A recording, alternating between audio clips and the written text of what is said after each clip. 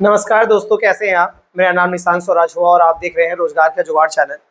जैसा कि आपको कल करंट अफेयर क्लास अपलोड कर दिया गया था। कल का जो तारीख था वो था आपका 9 और आज जो डेट आपके सामने नजर आ रहा है वो है 10 अक्टूबर। तो कल जो करंट अफेयर क्लास किए हैं उनको जा रहे हैं करंट अफेयर का पढ़ने का तरीका क्या होना चाहिए, कैसे करंट अफेयर में हिस्ट्री, ज्योग्राफी, पॉलिटी, इकोनॉमिक्स और स्ट्रेटेजी के पढ़ाया जाता है। जो भी चैनल से जुड़े हुए हैं तो आप पिछला करंट अफेयर जरूर पढ़ें और कुछ स्टैटिक जीके है जैसे डांस है, युद्ध अभ्यास है, उसको जरूर देखें।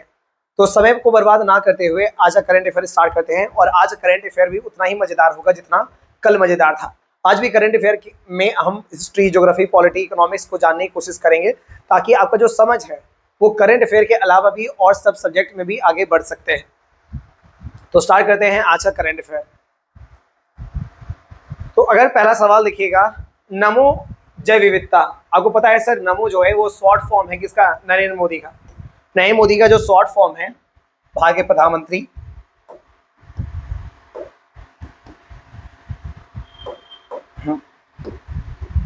नरेंद्र मोदी जी का जो शॉर्ट फॉर्म है वो है आपका नमो। वो आपका क्या है? नमो। तो नमो जय विविधता, और जय विविधता का अर्थ होता है कि वैसा स्थान जहां पर जानवरों, पेड़ पौधों की अलग अलग वैरायटी पाई जाए, अलग अलग वैरायटी पाई जाए, वैरायटी पाई जाए, उसे कहते हैं जैव विविधता। जैसे कि मान चले 10 किलोमीटर का एरिया है, जंगल है, वहां आपको 500 या 5000 अलग अलग पेड़ पौधे नजर आते हैं, 500 से अधिक अलग अलग जानवर नजर आते हैं, उसे कहते हैं जैव विविधता। इंग्लिश में कहते हैं बायोडाइवर्सिटी। इंग्लिश में कहते हैं इसको बायोडाइवर्सिटी। हाँ, अब सवाल पढ़ लेते हैं। नमो जैव विविधता यानी एक तरह का वन है। नमो जैव विविधता को आप अन्य तरह से बोल सकते हैं या अन्य शब्दों में बोल सकते हैं। नमो नामक वन फॉरेस्ट स्थापित किया गया है। तो नमो जैव विविधता उद्यान, उद्यान मतलब पार्क हो गया, का उद्घाटन कौन सी जगह पे हुआ? उदयपुर, जयपुर, जैसलमेर, अलवर। यानी अगर चारों ऑप्शन अगर गौर से दिखेगा, चारों का संबंध राजस्थान से है, चारों का संबंध राजस्थान पे से है। यानी नमो जैव विविधता उद्यान का उद्घाटन कौन सी जगह पे हुआ? इसका जो आंसर है वो है आपका अलवर। इसका जो आंसर है वो क्या है? अलवर। थोड़ा सा जान लेते हैं इसके बारे में। और आपको पता है सर, अलवर में क्या है? वन बहुत कम है। तो वन बहुत कम है जिसके कारण वहां प्रदूषण बढ़ रहा है, जिसके कारण भारत के वन एवं पर्यावरण मंत्री जिनका नाम है भूपेंद्र यादव जी ने वहां अलवर में नमो जैव विविधता उद्यान या नमो वन नामक वन स्थापित किया है, ताकि अलवर का जो पर्यावरण है, जो प्रदूषण से भर गया है, उसको ठीक किया जा सके। चलिए क्वेश्चन को और एक्सप्लेन करने की कोशिश करते हैं। तो इसका उद्घाटन किया गया है,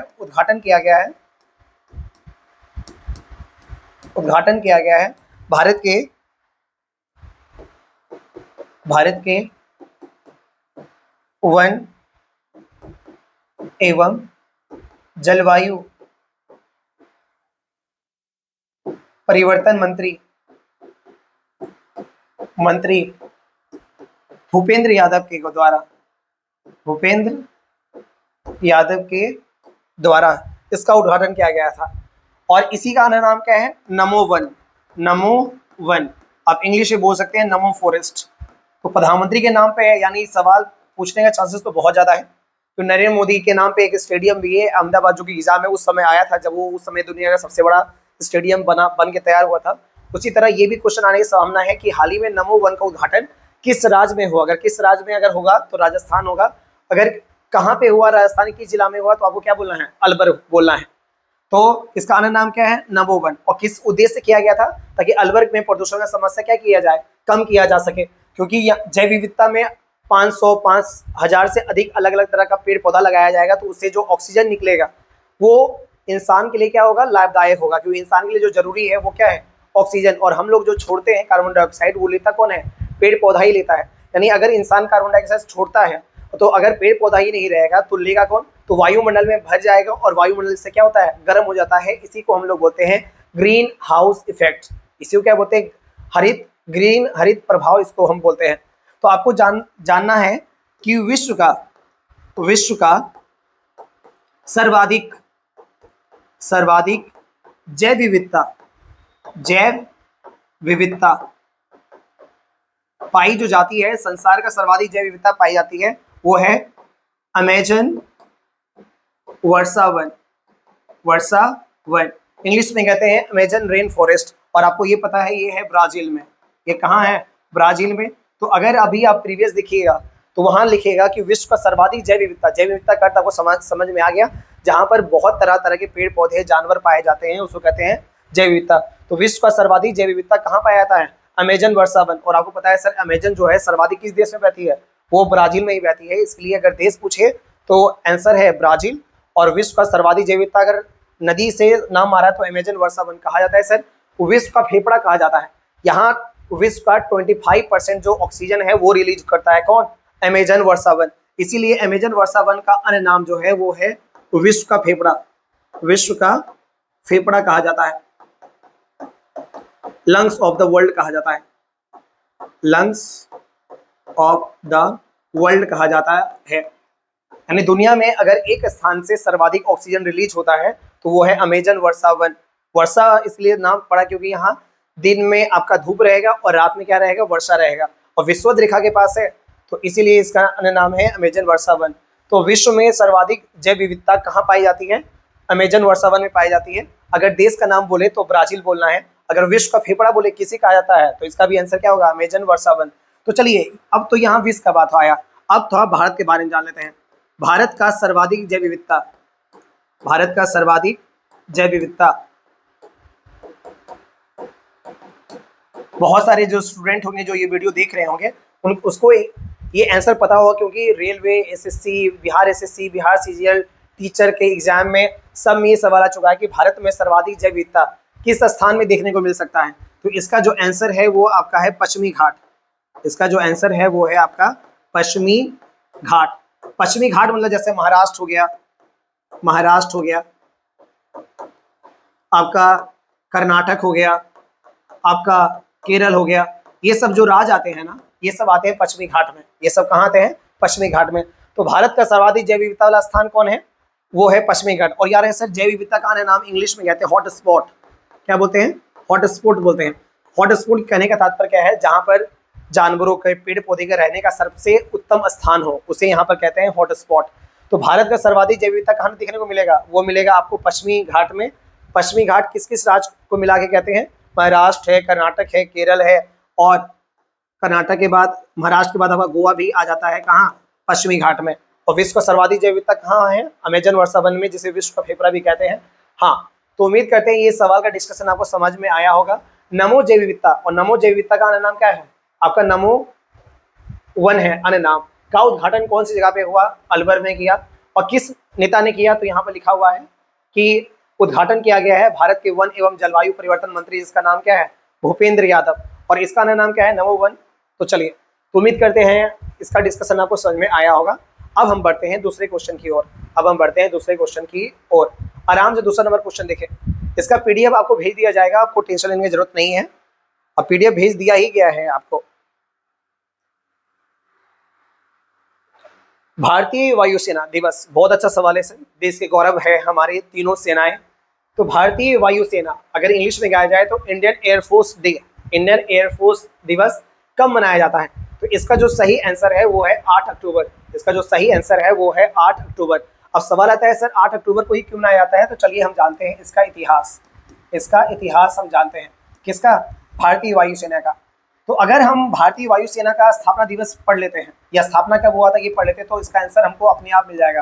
भारतीय वायुसेना की जो स्थापना हुआ था वो हुआ था 8 अक्टूबर 1932 को।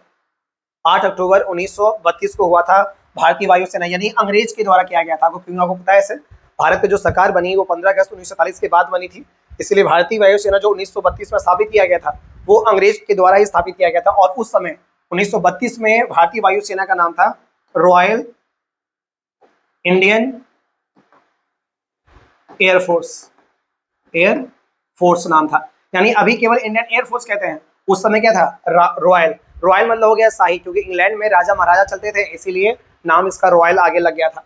तो भारतीय नौसेना की, वायुसेना की स्थापना कब हुई? 1932 में। अगर साल तो 8 अक्टूबर 1932। तो उम्मीद करते हैं आपको समझ में आया होगा कि आखिरकार भारतीय वायु सेना दिवस 8 अक्टूबर को ही क्यों मनाया जाता है, क्योंकि भारतीय वायुसेना की स्थापना जो हुई थी वो 8 अक्टूबर 1932 को हुई थी। और वर्तमान में भारतीय वायुसेना का जो प्रमुख जिसको इंग्लिश में कहते हैं चीफ, तो भारतीय वायुसेना का जो प्रमुख है उनका नाम है अमरप्रीत सिंह। उनका नाम क्या है? अमरप्रीत सिंह। तो ये सवाल को भूलना नहीं है, तो ये सवाल को तो भूलना ही नहीं है, भारतीय वायुसेना दिवस कब मनाया जाता है, और ये सवाल को भी भूलना नहीं है। वर्तमान में वायुसेना के जो प्रमुख है, चीफ है, वो कौन है? अमरप्रीत सिंह। तो वायुसेना के बारे में जान लेते हैं। तो चलिए थल सेना और जल सेना का भी हम दिवस देख लेते हैं ताकि टेंशन फ्री हो जाए। तो चलिए नौसेना दिवस मनाया जाता है हर साल 4 दिसंबर को। और वहीं थल सेना दिवस जिसको इंडियन आर्मी डे भी आप बोल सकते हैं, वो मनाया जाता है 15 जनवरी को। यानी 3 जो सेना है मेरी, वायुसेना 8 अक्टूबर, नौसेना 4 दिसंबर और थल सेना 15 जनवरी। तो आपको ये याद रखना है। यानी जब हम अभी 15 जनवरी आने में तो समय है, लेकिन जब 4 दिसंबर आएगा तो उस समय बताएंगे कि आज है आपका नौसेना दिवस, इसीलिए आप पहले से याद करें ताकि आपके लिए बेहतर होगा। तो भारतीय वायुसेना दिवस कब मनाया जाता है? 8 अक्टूबर को मनाया जाता है। इसका इतिहास क्या है? तो इसकी स्थापना हुई थी 8 अक्टूबर 1932 को, और उस समय इसका नाम क्या था? Royal Indian air force. वर्तमान में इसके प्रमुख कौन है? अमरप्रीत सिंह है। नौसेना दिवस कब मनाया जाता है? 4 दिसंबर। थल सेना दिवस कब मनाया जाता है? 15 जनवरी को मनाया जाता है। तो जल्दी से ये सवाल देख लीजिए। अगर स्क्रीन शॉट लेने का मन है, स्क्रीन शॉट ले सकते हैं, वरना PDF तो भेज दिया जाएगा।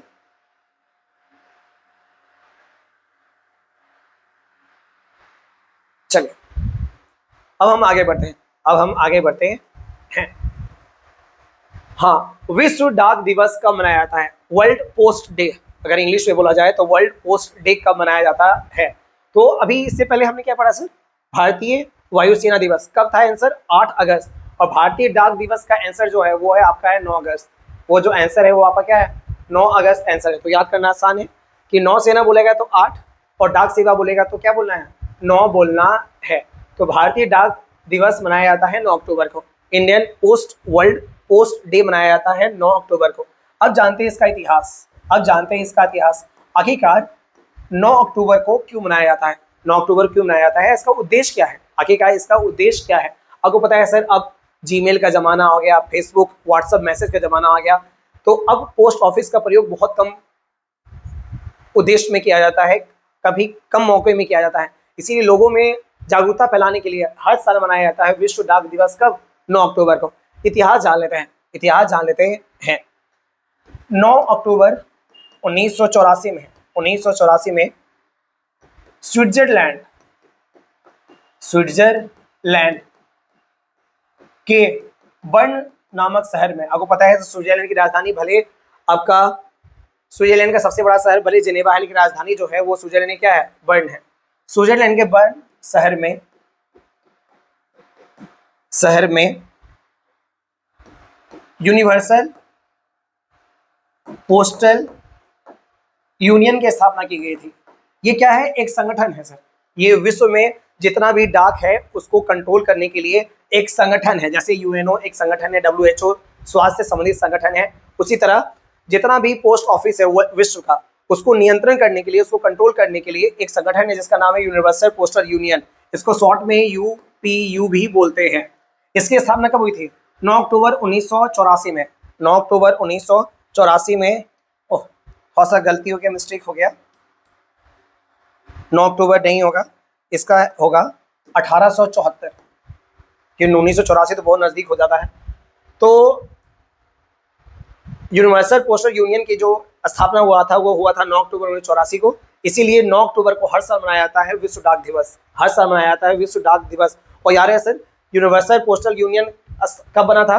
1874 में। कहाँ इसका वर्तमान मुख्यालय है? बर्न मुख्यालय। यानी विश्व में जितना भी पोस्ट होता है, जितना भी डाक होता है, सबको कंट्रोल करता है यूनिवर्सल पोस्टल यूनियन, जिसका मुख्यालय बर्न में है। और कब बना था? 9 अक्टूबर 1974 में आपका बना था, 1874 में बना था। अब देखते हैं सर भारत में डाक का इतिहास। असली खेला यहाँ पर है। असली खेला यहाँ पर है। आप ये याद करें कि नहीं करें कि वर्तमान यूनिवर्सल पोस्टल यूनियन का जो मुख्यालय वो बर्न में है, इसकी स्थापना हुई थी 9 अक्टूबर 1874 में। लेकिन जो सवाल भारतीय इतिहास से है, खासकर डाकघर से है, वो आपको जानना है कि भारत में पहला डाकघर कहाँ स्थापित हुआ था, जनता के लिए पहली बार कहाँ खोला गया था। तो आज आपको ये सब जानने को मिलेगा। बहुत प्यारा सवाल है, घर जाके देखिए या अभी प्रीवियस ढूंढिए तो आपको समझ में आएगा किस एग्जाम का है किस एग्जाम का नहीं है। तो भारत में डाक का इतिहास चलिए देखते हैं। ब्रिटिश इंडिया कंपनी ने, ब्रिटिश ईस्ट इंडिया कंपनी ने भारत में पहला डाक स्थापित किया था 1764 में। कहाँ? बॉम्बे। अभी भले मुंबई बोला जाता है लेकिन उस समय बॉम्बे था। तो पहला सवाल आ गया कि ब्रिटिश ईस्ट इंडिया कंपनी ने भारत में पहला डाक कहाँ स्थापित किया? 1664 में स्थापित किया। लेकिन ये केवल किसके लिए था? आम जनता के लिए नहीं था, ये केवल संदेश पहुंचाने के लिए था। किसका? अंग्रेज का। यानी अंग्रेज को पहुंचाना है बम्बई से कलकत्ता, अंग्रेज को पहुंचाना है खबर कलकत्ता से चेन्नई, तो केवल अंग्रेज का ही चिट्ठी पहुंचता था, आम जनता का चिट्ठी पहुंचता नहीं था। तो ब्रिटिश ईस्ट इंडिया कंपनी का भारत में पहला डाक स्थापित किया गया कब? 1664 में। कहाँ? बम्बई में। अब लिखते हैं एक और सवाल, ठीक है, कि ब्रिटिश हटा भी देते हैं तो चलेगा, कि भारत का पहला आधुनिक यहाँ पर ऐसा नहीं कि मशीन लग जाएगा, आधुनिक मतलब कि आम जनता के लिए खोल दिया गया था, कि आम जनता भी अपना पत्र है, राखी है, संदेश है, वो एक स्थान से दूसरा स्थान भेज सकते हैं। भारत का पहला आधुनिक या आम जनता के लिए पहला डाक स्थापित किया गया था 1774 में। 1774 में। कहाँ? कलकत्ता में। कहाँ? कलकत्ता में। और उस समय जो बंगाली गवर्नर थे, उस गवर्नर जनरल थे, उनका नाम है वैरेन हेस्टिंग्स। तो आपके एग्जाम में आया है कि 1674 में जो भारत का पहला आधुनिक या आम जनता के लिए पहला जो डाकघर खोला गया था वो किसके शासनकाल में खोला गया था? उनका नाम क्या है? वैरेन हेस्टिंग्स। और कब खोला गया था? 1774 में। कहाँ? कलकत्ता में। तो पहला अगर पूछेगा ब्रिटिश इंडिया कंपनी के द्वारा खोला गया था तो वो 1764 है। कहाँ? बम्बई। और आम जनता के लिए पूछेगा या आधुनिक पूछेगा तो 1674 बोलना है। कहाँ? कलकत्ता बोलना है। यानी डाक से संबंधित दो सवाल आपका आया है, दोनों सवाल को यहाँ क्लियर कर दिया गया है। तो फिर से हम देखते हैं कि विश्व डाक दिवस कब मनाया जाता है? 9 अक्टूबर को मनाया जाता है हर साल। और पिछले जो दूसरा नंबर क्वेश्चन था उसमें क्या था? भारतीय वायु सेना दिवस, जिसका आंसर था आपका क्या? 8 अक्टूबर। और 9 अक्टूबर क्यों मनाया जाता है? कि 9 अक्टूबर 1874 में स्विट्जरलैंड में एक संस्था की स्थापना की गई थी, जिसका नाम है यूनिवर्सल पोस्टल यूनियन, जिसका मुख्य काम है कि विश्व में जितने भी पोस्ट हैं, पोस्ट ऑफिस है, उनको क्या करना? नियंत्रण करना। इसका मुख्यालय कहाँ है? बर्न। इसीलिए यहाँ 9 अक्टूबर को मनाया गया विश्व डाक दिवस। भारत में डाक का इतिहास, ब्रिटिश इंडिया कंपनी ने भारत का पहला डाक कब स्थापित किया? 1764 में। कहाँ? बम्बई में। वहीं भारत का पहला आधुनिक या आम जनता के लिए जो पहला डाक स्थापित किया वो 1774 में। कहाँ? कलकत्ता में। और उस समय बंगाल के गवर्नर जनरल कौन थे? वो है वॉरेन हेस्टिंग्स। वो कौन है? Warren Hastings. जल्दी से इस सवाल को देख लीजिए,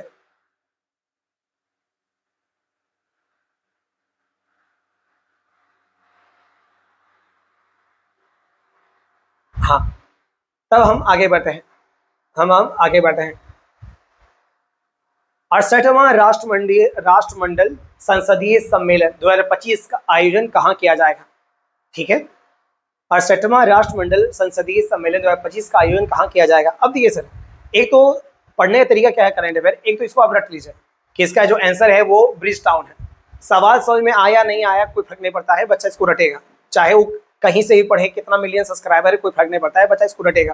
लेकिन मेरा कोशिश है कि आखिरकार ये राष्ट्रमंडल संसदीय सम्मेलन होता क्या है, संसदीय सम्मेलन होता क्या, मेरा उद्देश्य बस यही है, केवल करंट अफेयर पढ़ाना मेरा उद्देश्य नहीं है, सवाल का तह तक जाना मेरा उद्देश्य है। इसीलिए चलिए समझते हैं, रटने का तो अब रट लेंगे कि 68वां राष्ट्रमंडल संसदीय सम्मेलन 2025 का आयोजन कहाँ किया जाएगा? वो है ब्रिज टाउन, जो कि बारबाडोस की राजधानी है। लेकिन हम चाहते हैं कि आप इस सवाल को समझें, चलिए अब समझते हैं इस सवाल को। तो इसका आंसर क्या है? Bridge town. लेकिन जब इस सवाल को समझाएंगे उसमें ये जो आंसर है इसको फिर से एक्सप्लेन कर दिया जाएगा। अब ये क्या है सर, राष्ट्रमंडल संसदीय सम्मेलन, इंग्लिश में कहते हैं कॉमनवेल्थ पार्लियामेंट्री कॉन्फ्रेंस,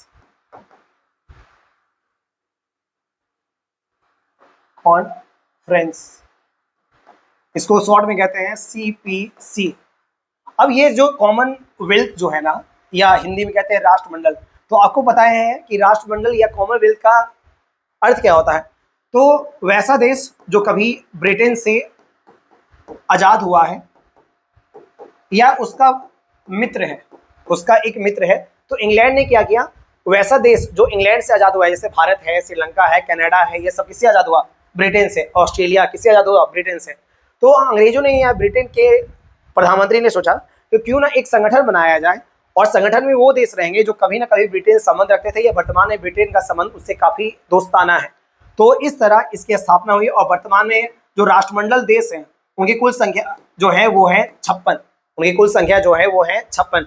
तो कॉमनवेल्थ नेशन या राष्ट्रमंडल देश वर्तमान में कितने हैं, वो है 56 राष्ट्रमंडल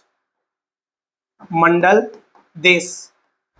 इंग्लिश में कहते हैं कॉमनवेल्थ नेशन, कॉमनवेल्थ नेशन। और इसका नाम कॉमन क्यों रखा, क्योंकि कॉमन इसीलिए है क्योंकि यहाँ ब्रिटेन है। ब्रिटेन ने जिस जिस देश को गुलाम किया वो वर्तमान में आजाद हुआ, या जो भी देश ब्रिटेन का बहुत अच्छा मित्र है, तो सब ने मिलकर एक संगठन बनाया जिसका नाम है कॉमनवेल्थ नेशन। और उसमें वर्तमान में कुल कितने देश है, 56 देश है, जिसमें अगर बड़ा बड़ा देश का नाम लिया जाए तो कनाडा, ऑस्ट्रेलिया, इंडिया, ये सब बड़ा बड़ा देश है। और ब्रिटेन तो होगा ही होगा, ब्रिटेन यानी इंग्लैंड तो भाई साहब होगा ही होगा। तो आज के बाद राष्ट्रमंडल खेल का आयोजन अगर हो, राष्ट्रमंडल कुछ भी आयोजन हो, तो आज के बाद राष्ट्रमंडल शब्द आपको हॉन्ट नहीं, तकलीफ नहीं देगा। कोई पूछे राष्ट्रमंडल खेल यहाँ होगा या वहाँ होगा, पहले आपको समझना है कि राष्ट्रमंडल का अर्थ क्या होता है। वैसा देश जो इंग्लैंड से संबंध या ब्रिटेन से संबंध रखता हो, उससे आजाद हुआ हो, या वर्तमान उसका देश हो, वर्तमान उसका मित्र हो, उसको कहते हैं राष्ट्रमंडल देश कहते हैं। वर्तमान में संख्या कितनी है, 56 है। और 56 में जो बड़ा बड़ा देश है वो कौन है, कनाडा, ऑस्ट्रेलिया, इंडिया और ब्रिटेन। हाँ, अब इस सवाल को समझते हैं कि राष्ट्रमंडल संसदीय सम्मेलन, इसमें कितना देश है, जैसा कि बताया गया है 56 देश। तो 56 देश में जो भी आपके सांसद होंगे, ठीक है, जो भी सांसद होंगे उस देश में कैसा काम होता है, अधिकार पर कैसा बात होता है, तो सब मिलकर क्या करते हैं, एक सम्मेलन करते हैं। और ये 2025 में ये सम्मेलन होगा वो कहाँ होगा, ब्रिज टाउन में होगा। ब्रिज टाउन जो है वो बारबाडोस की राजधानी है, बारबाडोस की राजधानी है।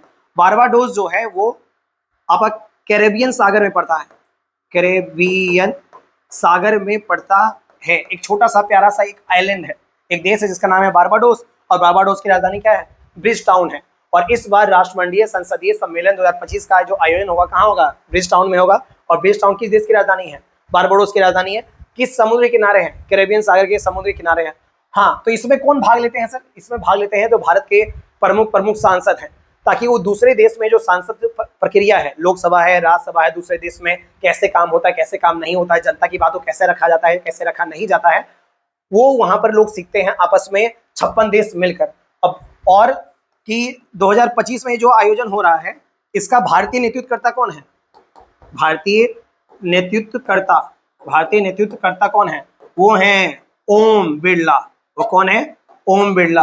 और आपको पता होना चाहिए ओम बिरला कोई आम आदमी नहीं है, ये वर्तमान में लोकसभा अध्यक्ष है, लोकसभा अध्यक्ष है। यानी इनके साथ और भी कई सारे लोकसभा सांसद जाएंगे, लेकिन उनका जो लीडर होगा, नेतृत्वकर्ता होगा भारत की तरफ से, ये राष्ट्रमंडल संसदीय सम्मेलन में कौन होगा, वो होगा ओम बिरला। तो सवाल एग्जाम में आ सकता है कि 68वां राष्ट्रीय मंडल संसदीय सम्मेलन में भारत का नेतृत्व या भारत की तरफ से नेतृत्व कौन करेंगे, वो है ओम बिरला करेंगे। ये वर्तमान में कौन है, लोकसभा अध्यक्ष है। तो उम्मीद करते हैं राष्ट्रमंडल संसदीय सम्मेलन समझ में आया। तो राष्ट्रमंडल के नाम से बहुत कुछ होता है सर, राष्ट्रमंडल के नाम से कॉमनवेल्थ गेम्स होता है, कॉमनवेल्थ आपका इकोनॉमिक अफेयर होता है, बहुत कुछ होता है कॉमनवेल्थ। तो आज के बाद राष्ट्रमंडल शब्द का इस्तेमाल जब हो तो आप समझ जाइएगा कि ये वो देश होगा जो ब्रिटेन से आजाद हुआ होगा, ये वर्तमान में ब्रिटेन का एक बहुत अच्छा मित्र होगा। और वर्तमान में कुल संख्या कितनी है, 56। वर्तमान में से कुल संख्या कितनी है, 56। तो ये सवाल जल्दी से लिख लीजिए कि 68वां, या ऐसे ही पूछ सकता है कि इस बार जो राष्ट्रमंडल संसदीय सम्मेलन ब्रिजटाउन में हुआ उसका संख्या कितना था, 68वां, यानी इससे पहले 67 हो चुका था, ये जो है वो 68वां है। तो इसको आप बढ़िया से देख लीजिए और आज के बाद कभी भी राष्ट्रमंडल को कंफ्यूज करना नहीं है।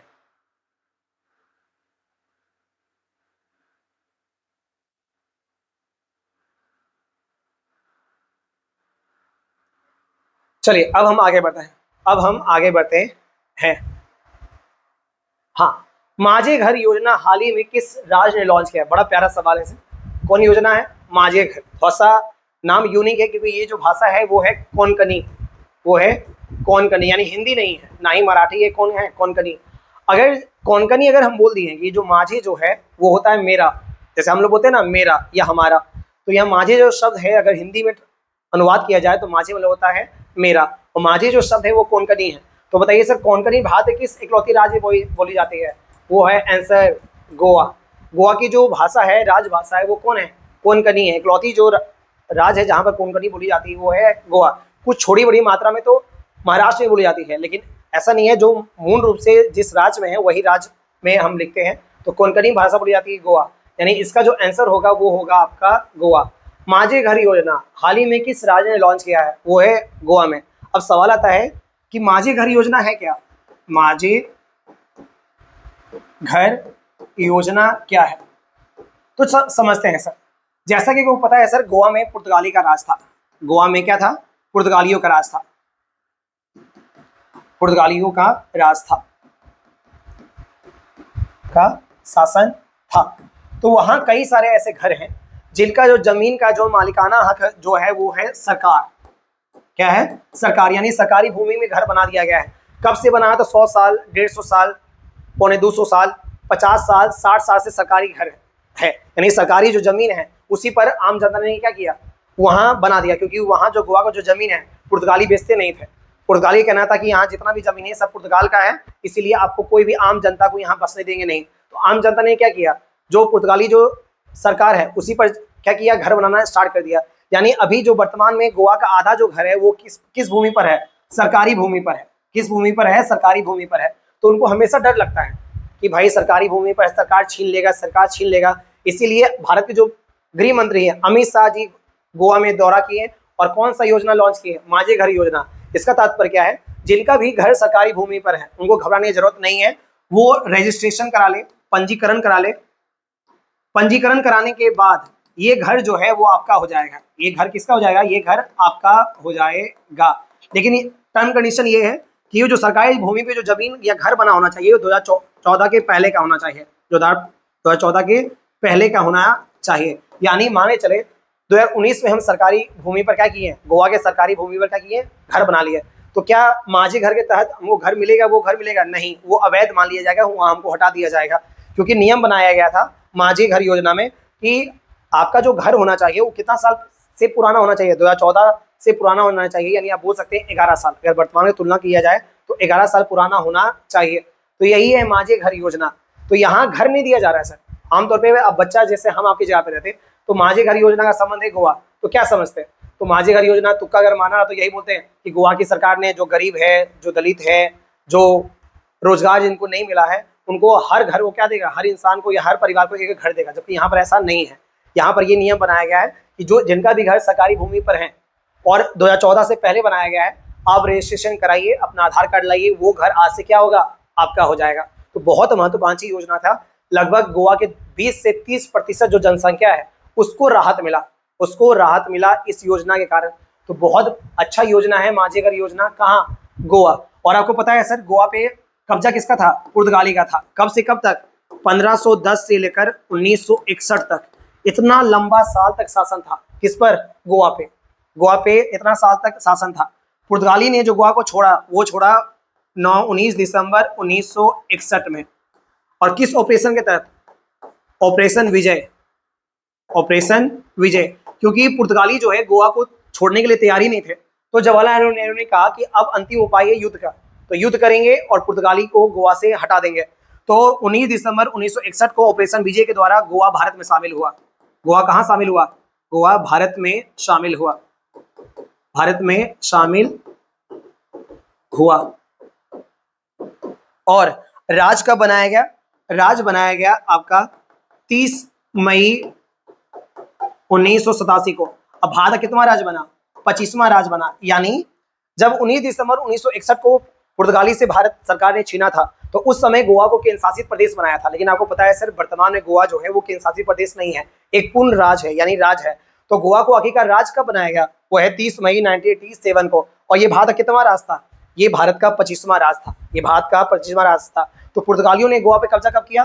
1510 में किया। कब आजाद किया? 1961 में आजाद किया। डेट सही अगर चाहिए आपको तो 19 दिसंबर 1961। ऑपरेशन भारत सरकार ने कौन सा ऑपरेशन लॉन्च किया था गोवा को भारत में शामिल करने के लिए? बहुत इंपॉर्टेंट है, ऑपरेशन विजय। ऑपरेशन विजय।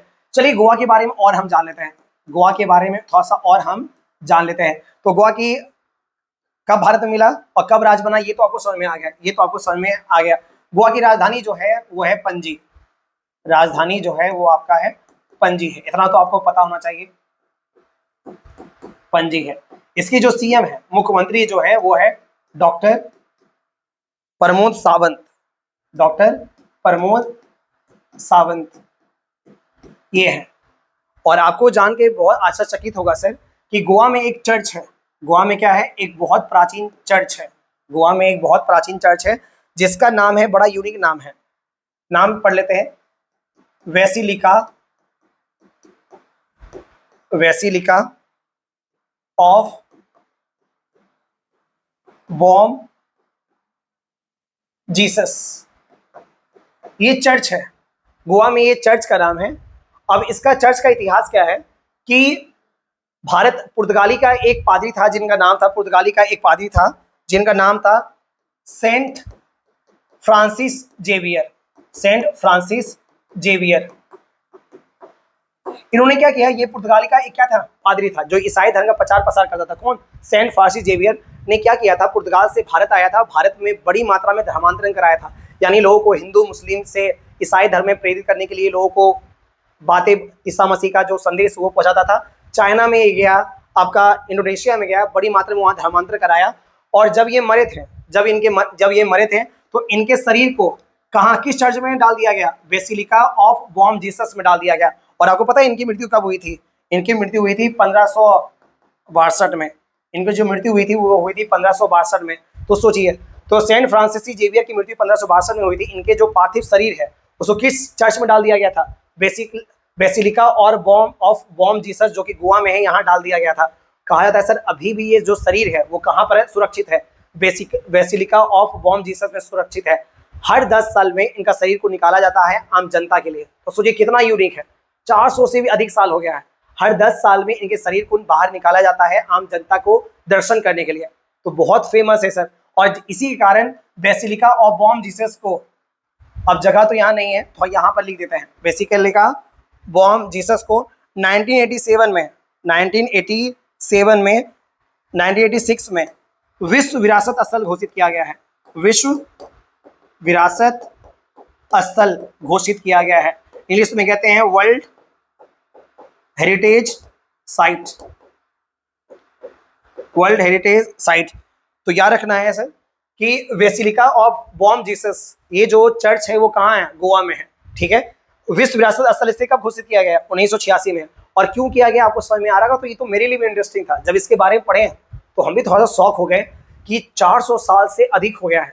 400 साल क्यों बोल सकते हैं आप, 450 साल से भी अधिक हो गया है सेंट फ्रांसिस जेवियर की मृत्यु हुई है। इनके जो शरीर है उसको कहाँ रखा गया है? बेसिलिका ऑफ बॉम जीसस में सुरक्षित रखा गया है अभी भी, ताबूत में। और हर 10 साल में आम जनता के लिए खोला जाता है। और आपको पता है केवल भारत के ही ईसाई नहीं, अर्जेंटीना, जर्मनी, इंग्लैंड, पुर्तगाल, यूएसए, कनाडा के जो ईसाई धर्म को मानने वाले जो लोग हैं वो आते हैं कहाँ? गोवा आते हैं इस चर्च को देख रहे हैं। तो इतना महान है, इतना महान, इतना पुराना इतिहास है।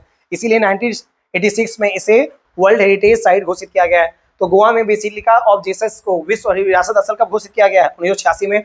ये किनका कब्र है? तो सेंट फ्रांस जेवियर का। तो उम्मीद करते हैं ये सवाल आपको बहुत इंटरेस्टिंग लगा होगा, और कैसा लगा है कैसा नहीं लगा है तो कमेंट बॉक्स में आप जरूर जवाब देखिए। सर आज का क्लास अच्छा था, थोड़ा सा मोटिवेशन मिलता है, तो मोटिवेशन जरूरी है। अभी जो मेरे लिए जो सबसे जरूरी चीज है वो है मोटिवेशन। तो ये सवाल को अच्छे से देख लीजिए। तो सवाल क्या था? माझे घर योजना हाल ही में किस राज्य में लॉन्च हुआ? वो है आपका गोवा। जल्दी से डिस्कशन को देख लीजिए।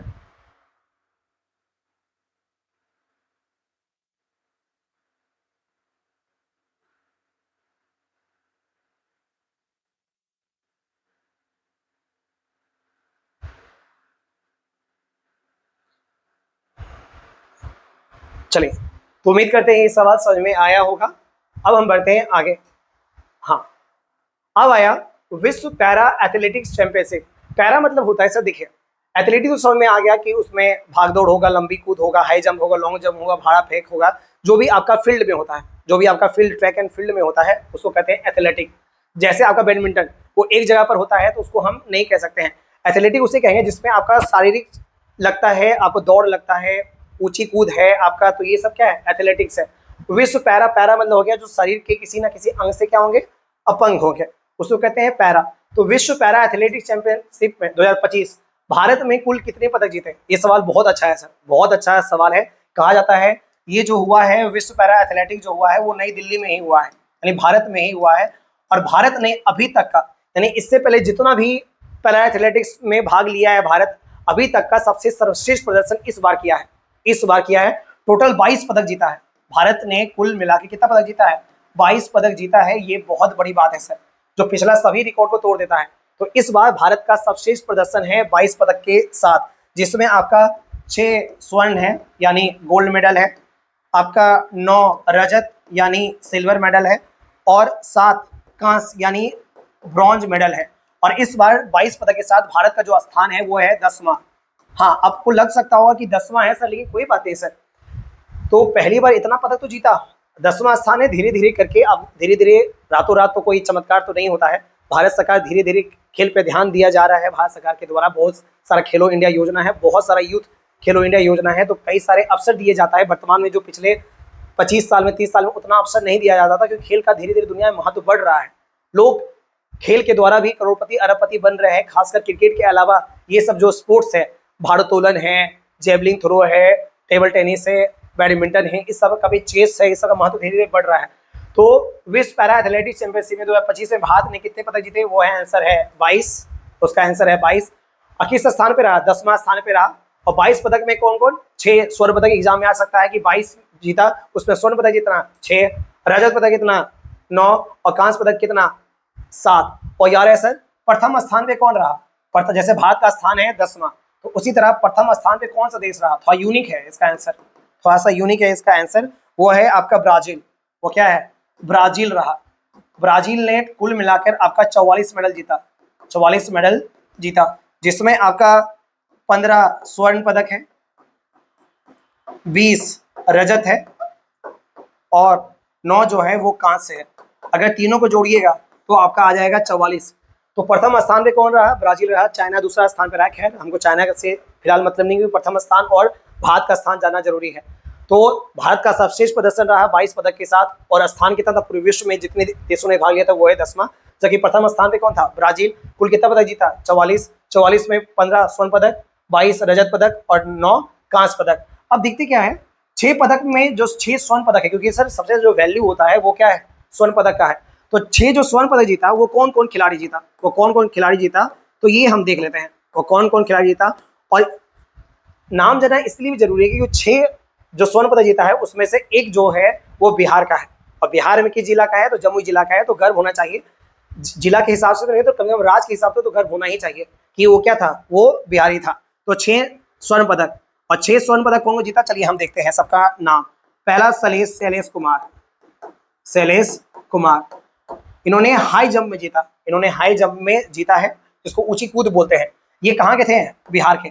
बाकी सबका हमको जानना जरूरी नहीं है सर, लेकिन बिहार से अभी बहुत सारे एग्जाम आया है, बिहार मद्य निषेध का आया है, बिहार दरोगा आया है, बिहार SSCGL आया है, बिहार टीचर आने वाला है, तो इतना सारा वैकेंसी है।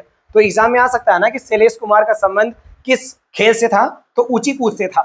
किससे था? तो ऊंची कूद से था, इंग्लिश में कहते हैं हाई जंप, कूद से था। और किस जिले के थे? तो ये थे आपके जमुई जिले के। इनका संबंध किस जिला से है? जिला जमुई जिला। और आपको पता होना चाहिए 4 दिन पहले नीतीश कुमार जी ने, भारत के मुख्यमंत्री ने, इनको 75 लाख रुपया दिया।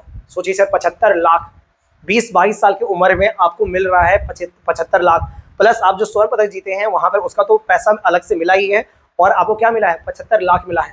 तो यानी आप समझ रहे हैं कि देश अब 75 लाख मिला है, तो लोग क्या सोचेंगे कि भाई साहब पढ़ाई करना है, ठीक है, अगर मेरा इंटरेस्ट हाई जंप में है, लॉन्ग जंप में है, अब वहाँ इंटरेस्ट पूरी तरह दिखाएंगे। ऐसा नहीं है कभी कभी कबाल करेंगे, अगर करना है तो पूरा दिल से करना है, क्योंकि बिहार के शैलेश कुमार ने करके दिखाया। और ऊंची कूद में भारत का नाम रोशन किया, स्वर्ण पदक जिताया कहाँ, विश्व पैरा एथलेटिक्स चैंपियनशिप में। और इनके अलावा 5 नाम और हैं जो भारत के विभिन्न राज्यों से आते हैं, उनका भी नाम देख लेते हैं। सिमरन शर्मा, रिंकू हुड्डा, जगह नहीं है तो यहां पर हम जगह कर देते हैं, रिंकू हुड्डा, सुमित अंतिल, संदीप सरगर और लास्ट निषाद कुमार। तो टोटल 6 नाम है सर। कौन कौन? शैलेश कुमार, सिमरन शर्मा, रिंकू हुड्डा, सुमित अंतिल, संदीप सरगर और निषाद कुमार। ये 6 ने आपका स्वर्ण पदक जीता। किसमें? विश्व पैरा एथलेटिक्स चैंपियनशिप में। आयोजन कहाँ हुआ था? नई दिल्ली में हुआ था। आयोजन कहाँ हुआ था? नई दिल्ली में हुआ था। तो चलिए, उम्मीद करते हैं ये। और इसका सर मैस्कट, अब ये नया चीज आ गया है, वो क्या है? मैस्कट। ये नया चीज नहीं है। अब मैस्कट क्या होता है सर? जितना भी फीफा वर्ल्ड कप होता है, आईसीसी चैंपियनशिप होता है, जितना भी खेल होता है दुनिया में, सबका अपना अपना क्या होता है? एक मैस्कट होता है। मैस्कट आमतौर पे क्या हो सकता है? एक जानवर हो सकता है, पक्षी हो सकता है। खेल को क्या रोमांच बनाने के लिए एक सिंबल दिया जाता है, उसको हम लोग कहते हैं मैस्कट। उसको क्या बोलते हैं? मैस्कट। और विश्व पैरा एथलेटिक्स चैंपियनशिप जो इस बार नई दिल्ली में हुआ है, इसका मैस्कट कौन था? इसका मैस्कट जो था वो है विराज। वो कौन था? विराज, जो कि एक प्रकार का हाथी है। हाथी है। अगर गूगल कीजिएगा ना विराज, तो वहां देख लीजिएगा, एक शर्ट पहना हुआ रहेगा, पैंट पहना हुआ रहेगा, और यहाँ सूट होगा। यहाँ पर क्या होगा? सूट होगा, यानी वो क्या है? एक तरह का हाथी है था। तो विश्व पैरा एथलेटिक चैंपियनशिप 2025 का मैस्कट कौन था, यानी चिन्ह कौन था उसका? वो है विराज। विराज क्या था? एक प्रकार का हाथी था। हाथी था। तो जितना सवाल बन सकता था सर, हमने कोशिश किया कि सारा सवाल आपसे एक सवाल भी छूटे। अलग से आपको कोई भी चैनल वीडियो देखने की जरूरत नहीं है कि उसमें अच्छा पढ़ाता है, इसमें कम पढ़ाता है। कंटेंट में कभी नहीं होगा, इस बात की गारंटी हम देते हैं। तो विश्व पैरा एथलेटिक्स चैंपियनशिप 2025 भारत ने कुल कितने पदक जीते? 22 पदक जीते। कहाँ आयोजन हुआ? नई दिल्ली में आयोजन हुआ। 22 पदक में कौन कौन सा पदक जीता? 6 स्वर्ण पदक जीता, 9 रजत जीता, 7 कांस्य जीता। और ये भारत का अब तक का सर्वश्रेष्ठ प्रदर्शन था। कितना स्थान रहा? 10वां स्थान पे रहा कुल देशों में। प्रथम स्थान पे कौन है? ब्राजील। कुल मिला कितना मेडल जीता? 44 मेडल जीता, 15 स्वर्ण, 20 रजत और 9 कांस्य। और जो 6 स्वर्ण पदक है, उसमें एक लौता जो इंसान जो बिहार से था वो थे शैलेश कुमार। ऊंची कूद में जीते हैं बिहार के जमुई जिले से संबंध रखते हैं। हो सकता है जिला भी पूछते कि हाल ही में विश्व पैरा एथलेटिक्स में बिहार के शैलेश कुमार ने स्वर्ण पदक जीता है। उनका संबंध बिहार के किस जिला से है? तो उनका संबंध बिहार से जमुई जिला से है। तो जो भी जमुई जिला के निवासी हैं वो कमेंट सेक्शन में बोले जय हो। जो भी है थोड़ा गर्व होनी चाहिए कि बिहार के हैं। और जो जमुई जिला के हैं वो कमेंट सेक्शन में लिख सकते हैं जय हो, ताकि पता चले कौन कितना जो स्टूडेंट है वो जमुई जिला के हैं। तो इस सवाल को अच्छे से देख लीजिए। इसका पीडीएफ भेज दिया जाएगा, लेकिन फिर भी जिसको स्क्रीनशॉट लेना है वो ले सकता है। चलिए अब आगे बढ़ते हैं। विश्व का सबसे ऊंचा मोटरेबल पास, ठीक है, पहले इस सवाल को समझ लेते हैं। विश्व का सबसे ऊंचा मोटरेबल पास ये क्या है? विश्व का सबसे ऊंचा मोटरेबल पास होता है जहां इंसान गाड़ी के द्वारा, गाड़ी मतलब हो गया व्हीकल, 2 व्हीलर हो गया, 4 व्हीलर हो गया, गाड़ी के द्वारा जा सकता है। जैसे उदाहरण है, माउंट एवरेस्ट की जो ऊंचाई है वो है 8848 मीटर या 8850 मीटर। लेकिन क्या वो मोटरेबल पास है? क्या वहां पर आप बाइक लेके या कार लेके जा सकते हैं? वहां इंसान तो बढ़िया से जा ही नहीं पाता है सर, बीच में कितने लोग मारे जाते हैं। तो वहां कार बाइक तो कहां से जा पाएगा? यानी ये मोटरेबल पास नहीं है। तो मोटरेबल पास उसे कहते हैं जहां पर इंसान गाड़ी के द्वारा जा सकता है, कार, बाइसिकल, साइकिल के द्वारा जा सकता है। तो विश्व का सबसे ऊंचा मोटरेबल पास हाल ही में किसी घोषित किया गया है। एक प्यारा करंट अफेयर सवाल है और भारत में है, इसीलिए इसका और महत्वपूर्ण है। तो विश्व का सबसे ऊंचा मोटरेबल पास हाल ही में घोषित किया गया है, वो है मिगला। वो क्या है? वो मिगला दर्रा है, मिगला पास, जिसको हिंदी में कहा जाता है मिगला दर्रा बोल सकते हैं। ये आपका लद्दाख में है। ये आपका कहाँ है? ये आपका लद्दाख में, केंद्र शासित प्रदेश है लद्दाख। इसकी जो ऊंचाई है सर, इसकी जो ऊंचाई है वो है 19,400 फीट, 19,400 फीट इसकी ऊंचाई है। अगर हम मीटर में बात करें, क्योंकि फीट आपको समझ में आता नहीं है, अगर हम मीटर में बात करें कि कितना मीटर हो गया, तो 5913 मीटर हो गया, 5913 मीटर, यानी लगभग 6000 मीटर। 6000 मीटर बोलेंगे मतलब 6000 किलोमीटर ऊंचा है, 6000 किलोमीटर। क्योंकि आपको पता होना चाहिए कि एक मीटर बराबर 3.2 फीट होता है। तो घर में कैलकुलेट आराम से कर लीजिएगा, घर में कैलकुलेट आराम से कर लीजिएगा कि 1 मीटर बराबर कितना फीट, 3.2 फीट। तो विश्व का सबसे ऊंचा मोटेबल पास कौन बना, वो बना मेघला दर्रा, जिसकी ऊंचाई कितनी है, 19,400 फीट है। अगर मीटर में बात किया जाए तो 5913 मीटर इसकी ऊंचाई है, लगभग 6000 मीटर है। और यार है सर, इससे पहले, ये अभी हाल ही बना है सर, इससे पहले जो सबसे ऊंचा मोटेबल पास था उसका नाम था उमिंगला। और उमिंगला की जो ऊंचाई थी, वो थी आपका 19,024 फीट, 19,024 फीट थी उसकी ऊंचाई। तो आराम से इस सवाल को देखिए। हाँ, तो यार है सर, पहले हम जैसे ऑफलाइन पढ़ाते थे, तो पहले जो स्टूडेंट मेरे से ऑफलाइन पढ़ता है उसको पता है कि इसका पहले जो आंसर लिखा है तो वो क्या लिखाए थे, उमिंगला लिखाए थे। लेकिन 3 दिन पहले रिकॉर्ड उमिंगला का तोड़ दिया गया है। उमिंगला का जो अब ऊंचाई है वो कितना है, 19,024 फीट, और इसका कितना हो गया, 19,400 फीट। तो आपको इतना तो मैथ मजबूत है कि उमिंगला ज्यादा ऊंचा हो गया कि मेघला ज्यादा हो गया। और उमिंगला भी पहले कहाँ था, लद्दाख में ही था। कहाँ था, लद्दाख में ही था। और मेघला भी वर्तमान में कहाँ है, लद्दाख में है। और ये भारत का नहीं, विश्व का सबसे ऊंचा मोटेबल पास है। तो पहले विश्व का सबसे ऊंचा मोटेबल पास उमिंगला हुआ करता था, जिसकी ऊंचाई थी 19,024 फीट। लेकिन वर्तमान में मेघला ने रिकॉर्ड तोड़ दिया है, तो मेघला बन गया है विश्व का सबसे ऊंचा मोटेबल पास। यानी जिसको बाइक चलाने का शौक है, बहुत ऊंचाई पर कार चलाने का शौक है, थ्रिल चाहते हैं, तो वो आप मेघला दर्रा में चला सकते हैं। ऊंचाई कितनी है, 19,400 फीट। अगर मीटर में बात किया जाए तो 5913 मीटर इसकी कुल ऊंचाई है। और आखिरकार सर, ये जो उमिंगला दर्रा है जो लद्दाख में, इसको किस संस्था ने बनाया, इसको बनाया है BRO ने। BRO का पूरा नाम है बॉर्डर रोड ऑर्गेनाइजेशन,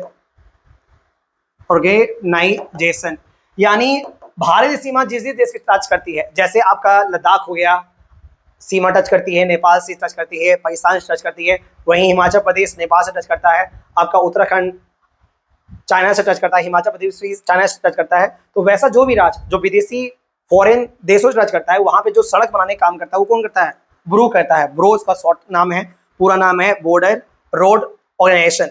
इस संगठन का जो निर्माण हुआ था वो हुआ था आपका 7 मई 1960 में। कब स्थापना हुआ था, 7 मई 1960 में हुआ था। बहुत अच्छा संगठन है सर। कहा जाता है सर, भारत के जितने भी पड़ोसी देश की सीमा भारत किसी भी राज्य से टच करती है, तो वहां जो सड़क बनाने का काम करता है वो यही संगठन करता है, जिसका नाम है BRO। पूरा नाम क्या है, जैसा नाम से पता चल रहा है ना बॉर्डर, कि भारत की सीमा जिस राज्य की सीमा विदेशी देश से टच करती है, वहां पर जो सड़क बनाया जाता है वो इसी संगठन के द्वारा बनाया जाता है। तो बॉर्डर रोड ऑर्गेनाइजेशन कब बना था, कब ये स्थापित हुआ, 7 मई 1960 में। और यही संगठन ने क्या बनाया, मेघला दर्रा बनाया और अपना ही रिकॉर्ड तोड़ा। यानी उमिंगला दर्रा भी इसने बनाया था और मेघला दर्रा भी इसने बनाया था, इसी संगठन ने बनाया था, तो अपना ही रिकॉर्ड तोड़ दिया गया है। तो विश्व का सबसे ऊंचा मोटेबल पास, जो पहले आंसर उमिंगला हुआ करता था, अब जो है आंसर है वो है मेघला। तो आराम से इस सवाल को पढ़िए, आराम से इस सवाल को पढ़िए।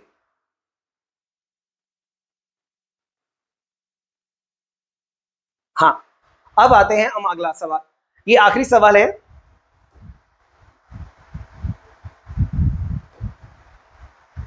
हाँ, अब ये सवाल देखिए, ये आखिरी सवाल है आज का। पंडित छुन्नू लाल मिश्रा, हाल ही में इनका निधन हो गया है। इनका संबंध किस क्षेत्र से है, इनका संबंध किस क्षेत्र है, नाम आदमी का नाम क्या है, छुन्नू लाल मिश्रा। सर, अपने क्षेत्र में इनका योगदान बहुत है।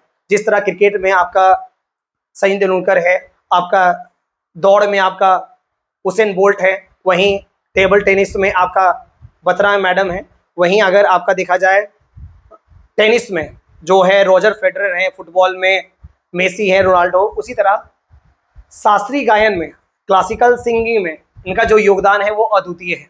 क्लासिकल सिंगिंग में इनका योगदान अद्वितीय है।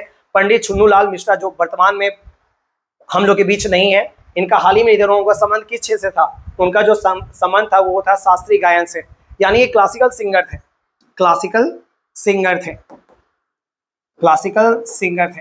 तो याद रखना है सर इनका संबंध, और ये इनकी जो मृत्यु हुई है वो हुई है 2 अक्टूबर 2025 को, यानी गांधी जयंती के दौरान। यानी गांधी जी का जन्म हुआ था 2 अक्टूबर को, वहीं पंडित छुन्नूलाल मिश्रा, यानी जब भी आज के बाद जब भी 2 अक्टूबर आएगा तो हम लोग गांधी जी का जन्म तिथि तो मनाएंगे, प्लस पंडित छुन्नूलाल मिश्रा का क्या मनाएंगे, हम लोग पुण्यतिथि मनाएंगे। पुण्यतिथि मतलब जब इंसान मरता है तो पुण्यतिथि शब्द का इस्तेमाल किया जाता है। तो पंडित छुन्नूलाल मिश्रा का हाल ही में निधन हुआ है। उनका संबंध किससे था? शास्त्रीय गायन से था, शास्त्रीय गायन में था। तो गायन में सर कई सारा धुन होता है। गायन में ना क्लासिकल जो सिंगर होता है उनका कई सारा धुन होता है। धुन जैसे आपका होता है, समझाते हैं धुन को अगर देखा जाए, ठुमरी, आपका ख्याल, कजरी, ये सब धुन है। ये हमको और आपको समझ में नहीं आएगा। ये जो संगीत सीखता है उसको ये बेहतर समझ में आता है कि क्लासिकल सिंगिंग में आपको धुन गाना पड़ता है, एक राग लेना पड़ता है। राग बहुत सारा का होता है, ठुमरी, ख्याल, कजरी, ये सब में इनका महारत हासिल था। किनका? पंडित छुन्नूलाल मिश्रा का। और इनके योगदान के लिए इनको पद्म भूषण 2010 में और भारत का दूसरा सर्वोच्च सम्मान पद्म विभूषण 2020 में मिला था। 2020 में मिला था। किनको? पंडित छुन्नूलाल मिश्रा को, पंडित छुन्नूलाल मिश्रा को मिला था। और इनका जो देहांत हुआ है वो हुआ है मिर्जापुर। और मिर्जापुर कहाँ है आपको पता होना चाहिए, वो है उत्तर प्रदेश में। तो चलिए स्टार्ट करते हैं। पंडित छुन्नूलाल मिश्रा का हाल ही में निधन हुआ। उनका संबंध किससे था? उनका संबंध शास्त्रीय गायन से था। आप गायन भी याद कर सकते हैं तो ठीक है। और इनका जो प्रसिद्ध धुन था जिसपे ये गान करते थे, गायन करते थे, उसका धुन क्या क्या है? ठुमरी है, ख्याल है, कजरी है। और ये दोनों तो प्रीवियस है सर। पूछा गया सवाल है कि पंडित छुन्नूलाल मिश्रा को पद्म विभूषण किस वर्ष मिला था? 2010 में, 2020 में। और पद्म विभूषण का मिला था 2010 में। तो इस तरह आज का करंट अफेयर समाप्त हुआ है। और जरूर से जरूर बताइए सर, बहुत सारे बच्चा कल जो पूछा गया था कमेंट में बताया गया कि आज का क्लास कैसा रहा। तो सर जो भी अगर गलती होता है, जो भी आपको समस्या लगता है, जो भी कमी लगता है मेरी टीचिंग में, आप जरूर कमेंट बॉक्स में दें ताकि हम उसको और बेहतर कर पाएँ। क्योंकि कोई भी इंसान परफेक्ट नहीं होता है, ना ही आप पढ़ने में परफेक्ट है, ना ही हम पढ़ाने में परफेक्ट है। लेकिन हम कोशिश हमेशा करेंगे कि हम और कैसे सुधार कर सकते हैं करंट अफेयर में। और कोई भी चीज़ अगर आप चाहते हैं कोई नया चीज़ स्टार्ट करें, कोई स्ट्रैटेजी में कोई टॉपिक है जो आपको लगता है कि स्टार्ट होना चाहिए, तो कमेंट बॉक्स में आप जरूर बताइए कौन ऐसा टॉपिक है जो आपको बहुत हार्ड लगता है। एक टॉपिक बताइए सर। बच्चा लोग हिस्ट्री बोलता है, पॉलिटी बोलता है, तो हिस्ट्री का पॉलिटी का हम टॉपिक स्टार्ट करने वाले हैं। पूरा क्लास डे 1 से स्टार्ट करेंगे कि हिस्ट्री में पूरा पाषाण काल, मध्य पाषाण काल, नव पाषाण काल, सिंधु घाटी सभ्यता, वैदिक सभ्यता, महाजनपद काल, बौद्ध धर्म, जैन धर्म, सब स्टार्ट करेंगे। तो उसमें थोड़ा समय लग रहा है क्योंकि ऑफलाइन भी पढ़ाना पड़ता है, ऑनलाइन भी पढ़ाना पड़ता है। लेकिन अगर कोई एक विशेष टॉपिक चाहिए हिस्ट्री से, पॉलिटी से, ज्योग्राफी से, तो आप आराम से कमेंट बॉक्स में बोल सकते हैं कि सर ये टॉपिक स्टार्ट कीजिए, तो हम जरूर वो टॉपिक स्टार्ट करेंगे। तो आज का क्लास कैसा लगा जरूर कमेंट बॉक्स में जवाब दें। और प्लीज़ इस चैनल को लाइक करें, सब्सक्राइब करें और कमेंट करें। तो आई से यहीं समाप्त हुई। धन्यवाद।